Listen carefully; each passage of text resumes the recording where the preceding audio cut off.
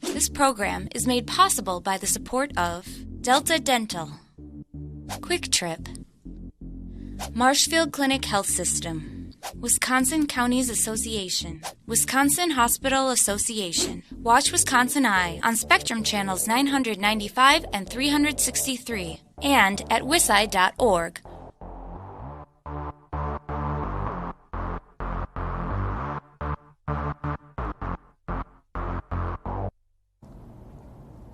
WisconsinEye is in Milwaukee interviewing State Senator Lena Taylor, who now represents the 4th Senate District, but she'd like to be elected Mayor of Milwaukee on April 7th. Senator, thanks for joining us. Thank you for having me. An overview question. If you're elected mayor, give us your vision for this city 4 years from now, ma'am. You know, I envision a city that has really moved on collaboration, allowing the people to be in the forefront, transparency and inclusion about the things that are going on. I look at a city that will have made the investments in what the ACLU and the DOJ have told us we need to do, so we're not spending $35 million in 5 years on settlements with the police department. I see a city that will use a Habitat for Humanity model, but with a little more to help deal with homelessness and deal with our foreclosure crisis, and so that we can move the number of people who are homeowners in our city. Our city is owned by 60% of people that don't live here. I see a place where our kids can come out and play, and where jobs and opportunity provides hope. How could Milwaukee fall from the unfortunate ranks of one of the most segregated cities in this nation in 4, 5, 6 years? You know, I think one of the things that we can do different is take one of the most segregated times of the year, which is during church, and begin to ask those leaders to be a part of what we do different, not sometimes, but all the time, a 365-day of the year kind of project of what we do. I think it's also important that we build opportunities for us as a community to be able to volunteer together. So kind of the work that happens with We Got This around urban agriculture, it's a way that people can come together. I think we have to use our resources and our assets, like our properties that we have, as outdoor classrooms that people can learn in. And so we have to make a affirmative effort, Steve, to do things together and to make more of that happen, instead of doing hearings on the north side and the south side, or, you know, always creating the divide. I think we have to create the unity. Recent Assembly Ways and Means Committee hearing focused on the plan for a referendum and then a 1% increase in the sales tax to help Milwaukee County and Milwaukee City and the 19 suburbs outside the city. Do you support that plan? You know, I would love to see us get all of our shared revenue, or at least a large percentage of that back. We only get maybe 10 to 20%. I think is what they've said. Has dropped 7% over the last 8 years. It's dropped tremendously. We're actually at numbers from 2011. I would just say that I'd like us to be able to get that fair share of shared revenue. I'd like to see the state be fair with us on the dollars that they collect from our court system, from the court system. They keep 70%, the county gets 30%. That's a challenge. I'd love to see us get the money that's due us for our residents that are counted in the prisons in particular. So think about it, they're counted in the cities that they're in, but the cities that they came from is where havoc got created, where the victims are, and we need those dollars for victim services, for law enforcement, for programming, for prevention, for all of those things. So I'd love to see those things happen. And, you know, of course, 1% sales tax or a 0.5% sales tax, all of those things would be great. But being someone that's been in the legislature, I know that that's not a viable option. From what I can see, I don't see that passing at all. And so I'm trying to talk about the things that really are a equity issue, are a fairness issue. These are dollars that we already are putting in and asking the state to be fairer with that. But I do know, and we're down by the hop, I do know that there are many individuals in Madison who have some challenges with how the present administration has handled finances. They don't believe that there's a level of responsibility there. And so I think that there has to be some change in that. Well, you mentioned the HOP. It'll probably go by here in the course of this interview. Was that a good investment for the city of Milwaukee, ma'am? Well, when I ran for county executive, all those funds were in one big lump, and there was no agreement between the county executive and the mayor. And as a result of that, former Congressman Obie helped to divide those revenues up so that the county could get some and the city could get some. The county used theirs for buses. Great. The city used theirs for the HOP. My challenge is the money was supposed to be used in a blighted area. It was supposed to be used to move individuals to work who were low income. The individuals who ride the HOP for free, by the way, are individuals who can afford expensive condos, who live downtown. This is a reflection of the present administration's investment in downtown and not in the neighborhoods and in the people. And that's kind of maybe even, one could argue, a misuse, right, of funds, or at the very least, not thoughtful in that your people have a challenge being moved to work. So where the county is reducing bus rides for people that pay, the mayor is talking about what can we do and asked, taxpayers to invest $59 million, which will cost about $100 million when we get done with financing, to invest in, the HOP, which is not moving our people to work. So it's really cute. I've not had a chance to ride it, but I don't know that it helps our transportation challenges that we have. So the constituents of your 4th Senate District are not riding the HOP? No, not that I'm aware of. And I will tell you that people, whether on whatever side of town in the city, have some challenges, with that. And I think that they're legitimate. When Mayor Barrett was before the Assembly Ways and Means Committee, he talked about the BINE paying for the police department. The current budget laid off 60 officers. And he made this point. The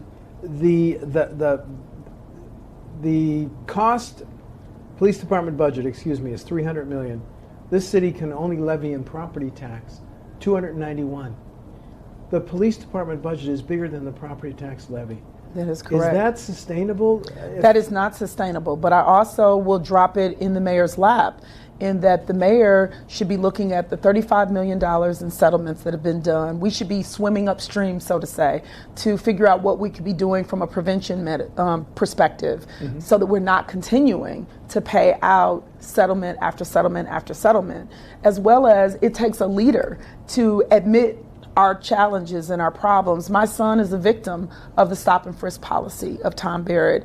And to this day, the mayor has not apologized for that, nor has a police chief apologized for that. And my son is not an isolated incident. This is why the ACLU sued the city, and we're in non-compliant with the settlement agreements with the ACLU. 8 out of 10 of those things, the mayor didn't put in his last budget things in order to be able to have the equipment necessary in order to review, or for that matter, the staff or the training that is necessary in order to review the body cams and the other things that were in that suit. So he can speak to the cost of law enforcement, but when you are not policing overtime, appropriately, when it's able to just go without accountability, when you're not looking at the settlement issues, when you're not trying to make sure the de-escalation and community-oriented policing are pushed forward, when you don't take ideas like the community-oriented police houses that reduce crime by 70% in Racine, or the High Point,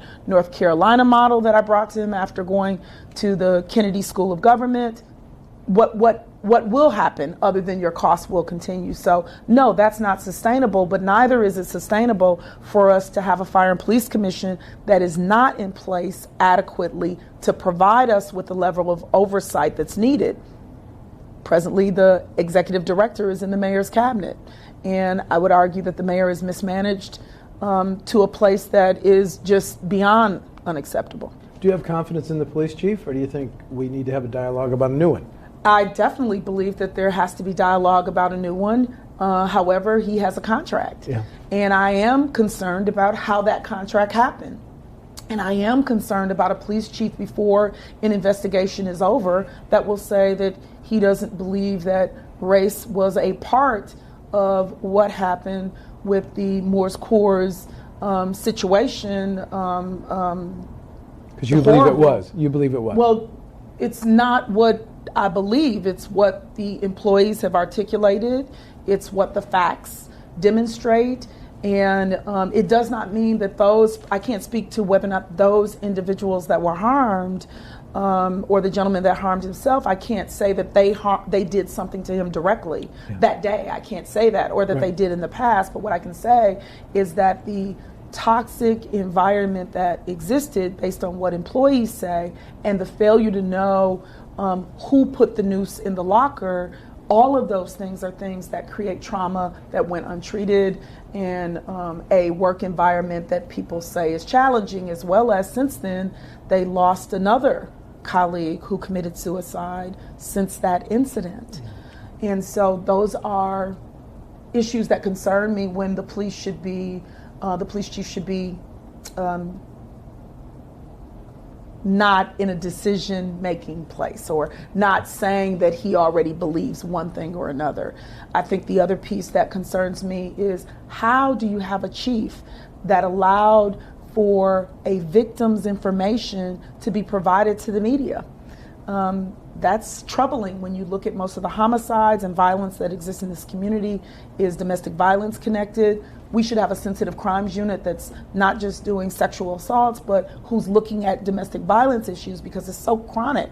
It's such a crisis in this community. So I'm concerned about whether or not we can build the trust that we need between Milwaukee community and Milwaukee police if you have a chief that people don't trust what he's saying. Would your first budget as mayor restore the 60 officers that the mayor's budget currently cut? What I can tell you is that my first budget would be one that comes from auditing the departments that have not been audited for 10 years by the mayor. I could tell you that investing in prevention is something that I feel strongly about, and that's going to help us to reduce those costs. I could tell you that I believe traffic enforcement is important and will help our reckless driving problem that we have in our community. It's my understanding that citations are down. That's part of the issue. If people believe that they can get away with what they, are doing, and there's no repercussion or no one even saying anything. So I will definitely say to you that a different approach to how we do policing, a community-oriented policing approach, would be how I would see our city invest. What can a mayor do about gun violence when the Republican legislators won't act on the governor's call for special session and pass bills favored by both the governor and the attorney general? What impact can a mayor have? I don't think that people have to sit idly by. I think a mayor can be a part of groups and coalitions to address manufacturing companies and asking them to use technology, like we saw maybe not quite a year ago now, where Common Ground brought experts together and invited the mayor and others in to be able to see the kind of technology that exists in making guns that could help us to know whose gun that is. I frankly would love to see legislation also that gives you liability insurance for your weapon, or for that matter, bullets, that we know whose bullets they are, so that we can ultimately trace behavior to whose is that, so that we have responsible gun ownership. But I know that those are legislative changes. But I do believe the manufacturing way, that those are some of the ways. You can do gun buybacks. You can do several different things, including help people go to work. The most chilling fact that I heard in that Ways and Means Committee hearing is that City of Milwaukee pension payments will be going from $70 million now to $165 million by 2023. How could your mayoral budget handle that if you win a 4-year term? So first of all, that is partly because of the lack of adequate investment that's happened under the present administration, number one. Number two, we are going to have to build new revenue streams. There's no question about that. Without new revenue streams, it's going to be very difficult in order for us to move forward as a city. It's one of the reasons that urban agriculture is a huge industry for the state that I believe that we have to take advantage of in the city of Milwaukee. It also will help us with the trauma that exists in this community. And so I will be doing everything I can in that regard to try to build up the urban agriculture industry. But I also will go to Illinois and Minnesota and wherever else to try to encourage companies to move in this area and move in our direction. The truth of the matter is the pension, whether it is the city or whether it's the school district or the county, that those are real issues, that we have. And we're going to have to figure out how we address that going forward with new hires. But in the end, we're going to need more revenue. We're going to need more of our shared revenue, as I started with. We're going to need new revenue streams. And we're going to need to spend our dollar more effectively and more efficiently. Should follow up on something you just said. Should new city workers be participating in the state retirement fund, which is fully funded? The truth of the matter is that we're going to have to consider everything that we can.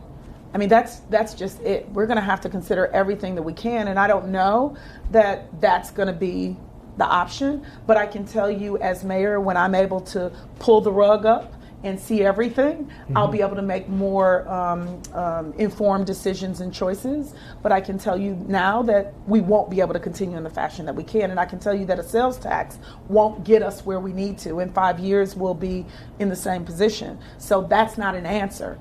We have to get at the root of what is causing these spikes in costs that we have, like these settlements. We don't have to continue to do that. The July Democratic National Convention coming to Milwaukee. What do you see as the biggest benefit, and what worries you most about that convention as mayor, but potentially? So the biggest benefit is 50,000 people coming to your city to be able to say great things about your city, for your people to be able to hopefully make money, and for money to grow the capacity of building of businesses in your city, so that can continue to go from that convention. That's great. What's worrying me right now is the fact that we have to be prepared for the fact that maybe that convention won't end up happening. Because of coronavirus? Exactly. And if it does happen, what do we do to make sure that we can take care of our people now, as well as if people are here? And I'm concerned because our health system is challenged. I receive a lot of calls in my Senate office from people all across the city who have been challenged when they go into the emergency rooms of hospitals in this area. Everything from the turnaround, turning ambulance around, or for that matter, people going and sitting in emergency rooms and sitting for hours. Even former Representative Elizabeth Coggs was in an emergency room, and we had to call to be able to see were we able to get some help.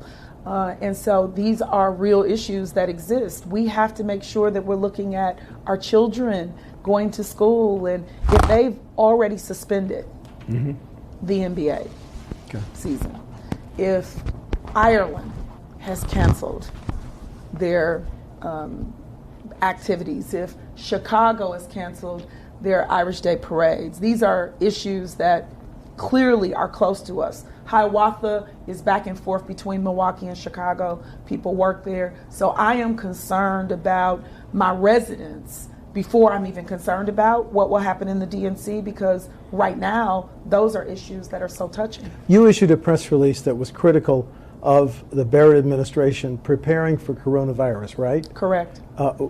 Give me what you perceive as the two biggest failures. Well, originally there was no plan. Originally they did a press conference on a Sunday with no plan, without first responders. We don't have enough tests in order to be able to go forward.